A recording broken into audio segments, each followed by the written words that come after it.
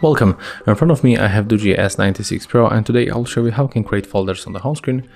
So for example, we are going to organize these icons, so you have to click, hold and then drag application for another one. It looks the same like on every Android smartphone. As you can see, it's very simple. You can open this folder, you can change name, click on the marker to confirm, and as you can see, we can also move this folder like any other icon that you have on the home screen. You can remove application from it, just like that. So as you can see, it's very simple, and if you found this video helpful, remember to leave a like, comment and subscribe to our channel.